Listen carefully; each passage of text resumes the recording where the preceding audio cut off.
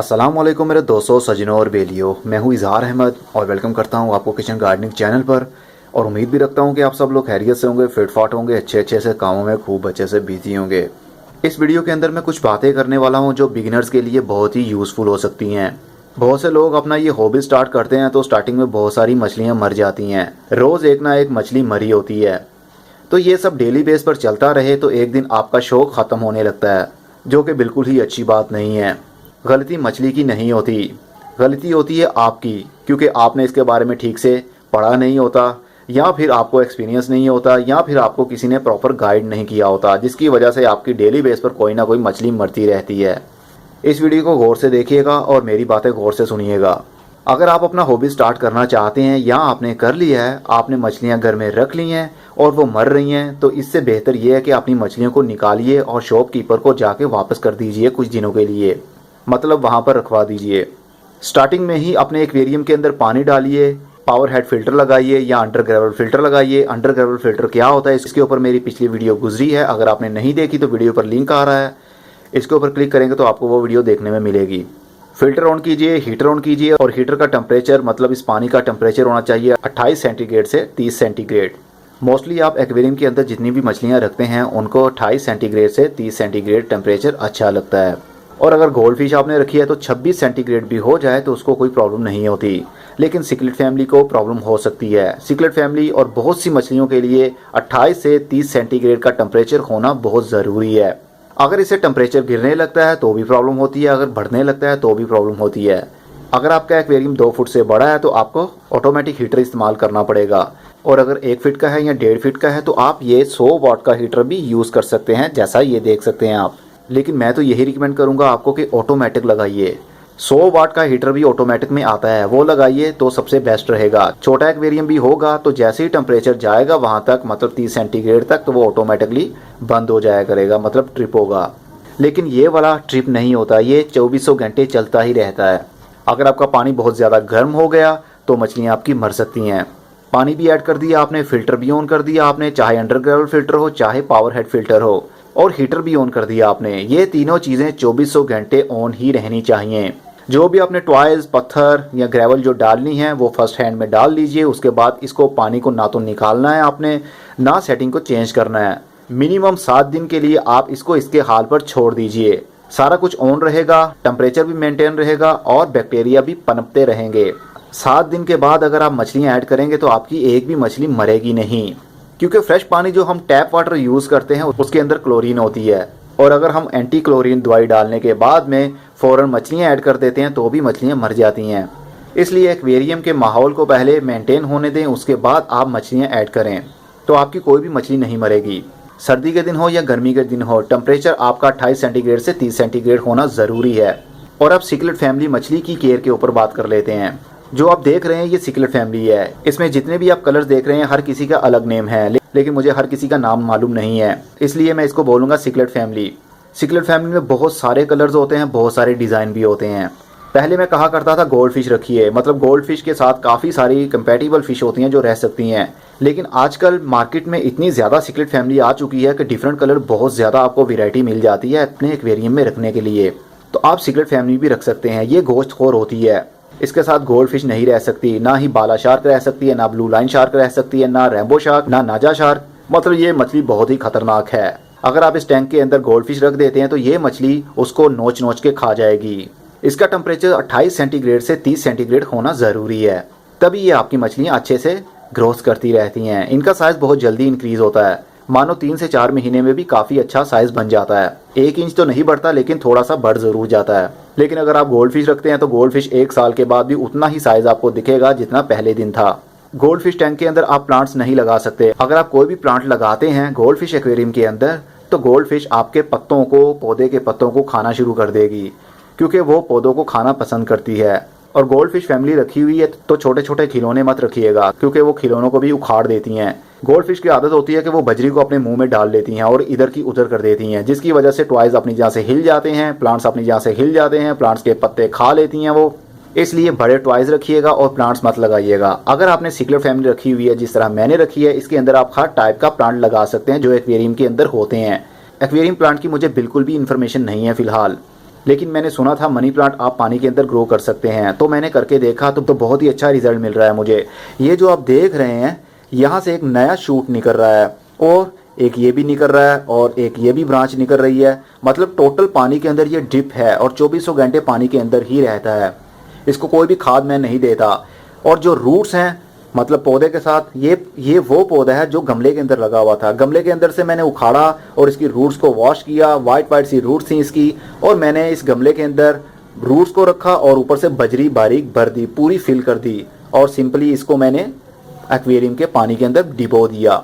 Aquarium के पानी के अंदर खुद का फर्टिलाइजर भी होता है, क्योंकि मछलियों का वेस्ट बजरी के अंदर फंसता रहता है और यही फर्टिलाइजर का काम भी करता है, पौधे की ग्रोथ के लिए अच्छा होता है। ये प्लांट काफ़ी बड़े साइज़ का लगाया है, आप छोटे साइज़ का लगाएंगे तो काफ़ी ज़्यादा आप प्लांट्स बजरी के ऊपर लगा सकते हैं।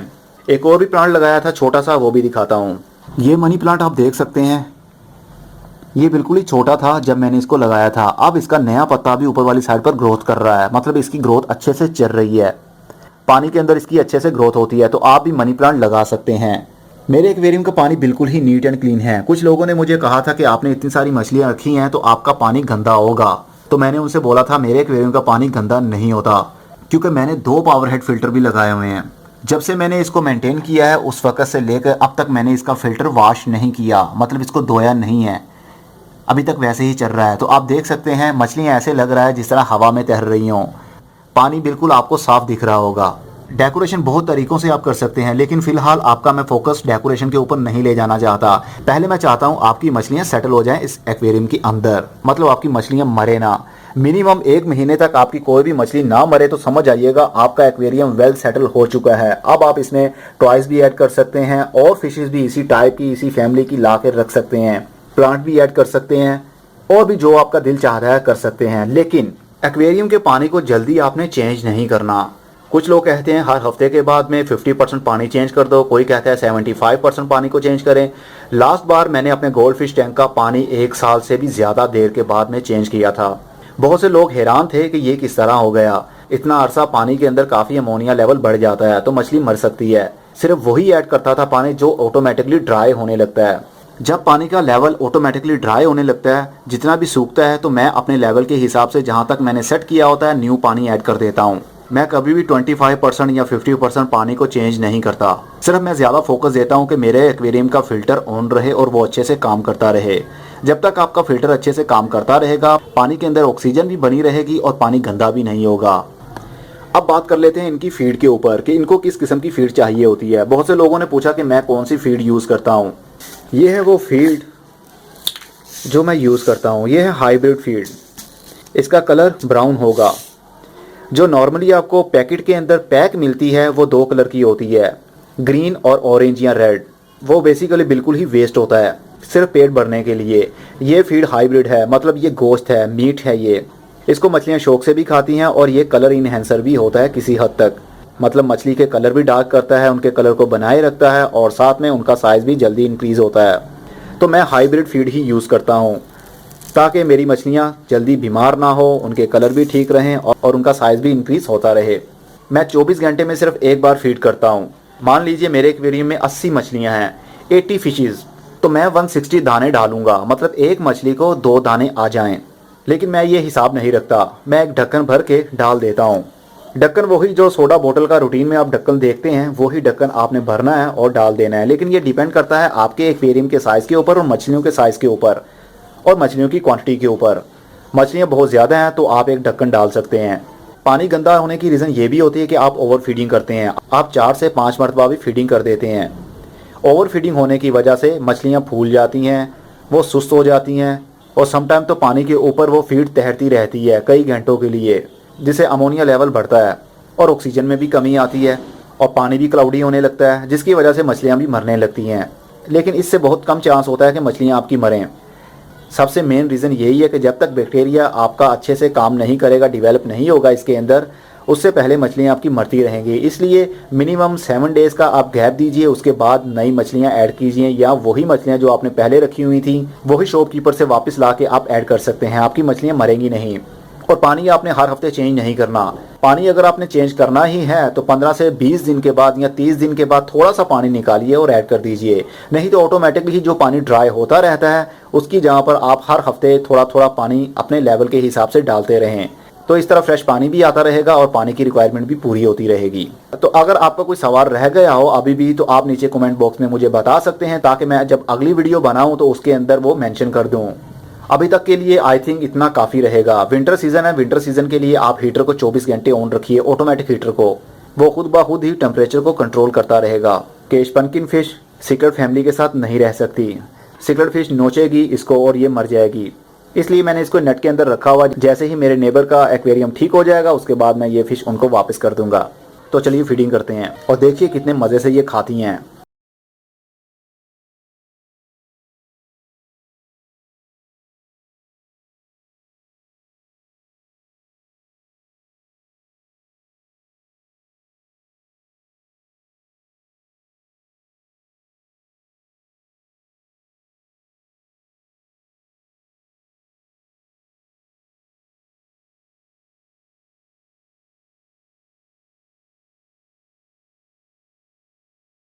तो आपने देखा ये कितने मज़े से खा रही हैं और ये बहुत जल्दी चट कर जाएंगी।